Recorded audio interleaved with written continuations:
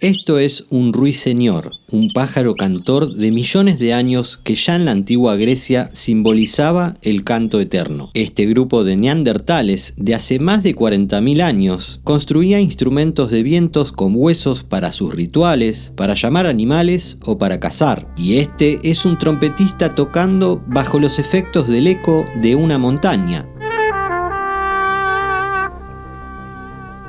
Lo que tienen en común todos estos ejemplos es que se dan gracias a fenómenos propios de la naturaleza. Hoy hablaremos de cómo el ser humano llegó a digitalizar un efecto acústico que existió siempre en cada rincón del planeta. Y como siempre les traigo muchos ejemplos musicales por los que vale la pena ver este video. Bienvenidos al canal, mi nombre es Mauro y hoy hablaremos del efecto eco delay.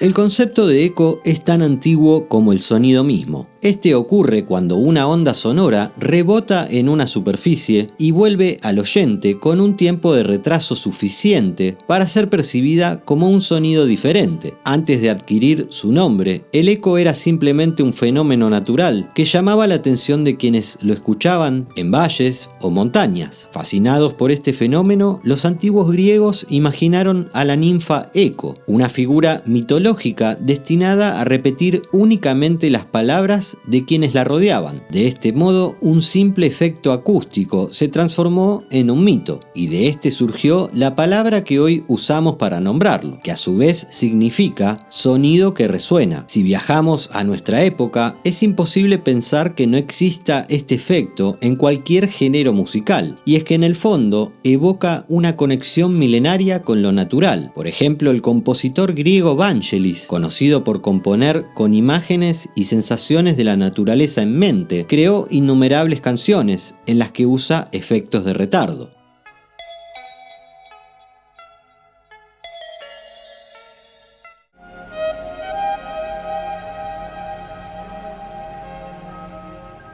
Esto nos lleva a preguntarnos, ¿dónde fue que se originó el primer eco en la música? Para responder esto debemos saber que el delay o retardo es un término que describe cualquier procesamiento de audio donde una copia de la señal original se repite después de un intervalo de tiempo. Y este concepto comenzó a dar vueltas en los años 30 en Estados Unidos, cuando las primitivas estaciones de radio usaban retardos de línea, enviando señales por largas líneas telefónicas y devolviendo para engrosar voces, crear profundidad y enriquecer al sonido. Aunque era poco práctico, este método sentó las bases para lo que luego serían los delays de cinta. Los primeros efectos de retardo con cinta surgieron a finales de la década de los 40 y principios de los 50, utilizando bucles de cinta improvisados en grabadoras de cinta magnética. Al ajustar la longitud del bucle y la posición de los cabezales de lectura y escritura, se podía controlar con precisión la naturaleza y el carácter del sonido retardado. Esta técnica fue muy común entre los primeros compositores de música concreta como Pierre Schaeffer y pioneros de la música electrónica como Karlheinz Stockhausen. Y aunque no fue el primero, otro que estaba a la vanguardia era el guitarrista e inventor Lester William Poulfuss, más conocido como Les Paul, quien experimentando con técnicas de grabación innovadoras logró crear efectos de repetición que imitaban ecos naturales para así aplicarlos en sus canciones.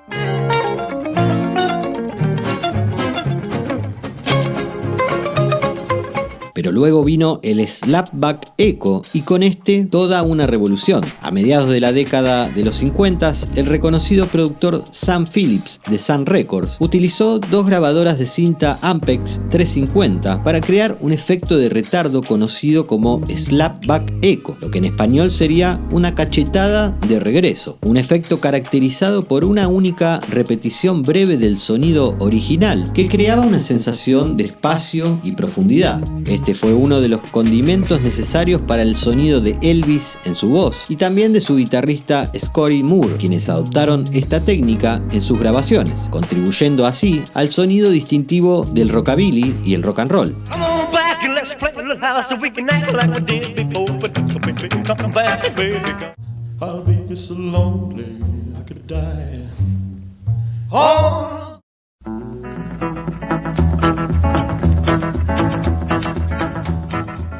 Sin embargo, por su tamaño, este proceso se limitaba solo a las grabaciones de estudio. Por eso mismo y en paralelo, el ingeniero Ray Batts desarrolló el Echosonic, un amplificador con un sistema de delay basado en cinta ya incorporado, lo que facilitaba la adopción de este efecto en actuaciones en vivo. Sin embargo, el Echosonic también tenía sus limitaciones. Al estar integrado dentro de un amplificador, el efecto no era un recurso independiente. Por ello, en 1959 llegó el estándar definitivo del delay a cinta, cuando el ingeniero Mike Battle introdujo el Echoplex, un equipo con un carácter cálido y orgánico que vendió unas 500 unidades en su primer año de existencia.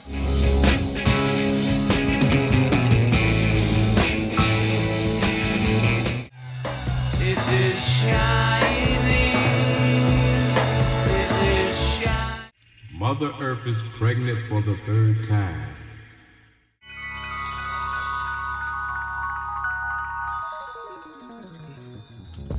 Y hasta acá todo bien, pero hay algo que no me cierra. ¿Cuál es la diferencia entre eco y delay? Como dijimos antes, en el delay una copia de la señal original se repite después de un intervalo de tiempo, pero además se puede ajustar el tiempo, el volumen y la cantidad de repeticiones. El eco, en cambio, se refiere a un retardo con una repetición clara, separada y más suave que la señal original. Es decir, que el retardo es una categoría general de efectos, donde el eco forma parte de la misma. En resumen, todos los ecos son delays, pero no todos los retardos suenan como un eco. Y volviendo a la cinta, si bien sonaba orgánica y no tan artificial como las producciones actuales, tenía también sus contras. Había que mantenerla limpia, podía romperse en medio de una actuación y con el uso iba perdiendo fidelidad, agregando ruidos y variaciones en la velocidad. Fueron justamente esas limitaciones lo que dieron lugar a la búsqueda de algo más confiable y compacto, dando orígenes a finales de los años 60 a una nueva tecnología, los Bucket Brigade Devices o BBD, inspirando su nombre en la antigua técnica de extinción de incendios, donde los bomberos se alineaban y se pasaban cubos de agua a lo largo de una línea. Podemos imaginar cada condensador como si fuera un balde en una fila. Cada balde guarda un poquito de agua, que en ese caso sería una parte del sonido en un instante preciso, y con cada pulso del reloj, cada balde pasa su contenido al siguiente y al mismo tiempo recibe uno nuevo del que tiene detrás. Se plasmó en un circuito integrado o microchip y se utilizó en diversos productos electrónicos, en los cuales figura también el icónico efecto de chorus o ensamble del sintetizador Solina, del cual hablo en este video. Los dispositivos de delay quizás más recordados con esta tecnología fueron el Electronic Harmonix Deluxe Memory Man, el cual fue probablemente el delay analógico BBD más famoso de todos los tiempos, el Boss DM2 y el MXR Analog Delay, uno de los primeros delays analógicos en formato de pedal y primo hermano del MXR Phase 90, del cual también hice un video. Sin embargo, a pesar de la aparición de los BBD, los ingenieros siguieron perfeccionando los delays a cinta. Equipos como el Roland RE201 Space Echo continuaron evolucionando.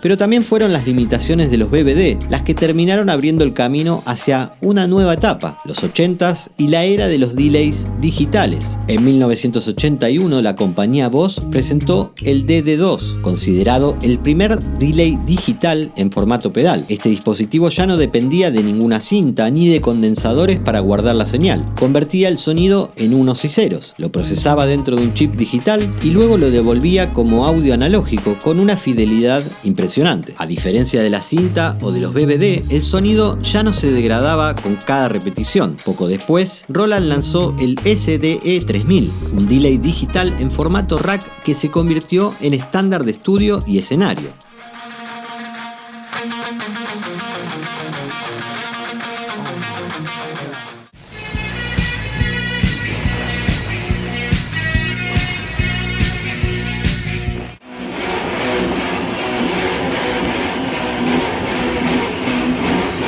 Con los digitales, el delay pasó de ser un recurso con limitaciones técnicas a convertirse en un universo de posibilidades sonoras casi infinitas. Hoy, además de los pedales y racks, los delays se encuentran en cualquier computadora o DAW, donde los sonidos pueden repetirse, modificarse, manipularse con una precisión inimaginable hace apenas unas décadas. Y así, desde los ecos naturales hasta los delays digitales, vemos cómo el ser humano siempre ha buscado experimentar con el sonido, replicarlo y transformarlo. La historia del sonido no termina con el delay. Los efectos de modulación como el phaser abren nuevas posibilidades para jugar con texturas y movimientos en la música. Si querés seguir explorando este mundo de efectos, te dejo mi video sobre el phaser, donde descubrimos otra forma de hacer magia con el sonido. No olvides suscribirte. ¡Chau!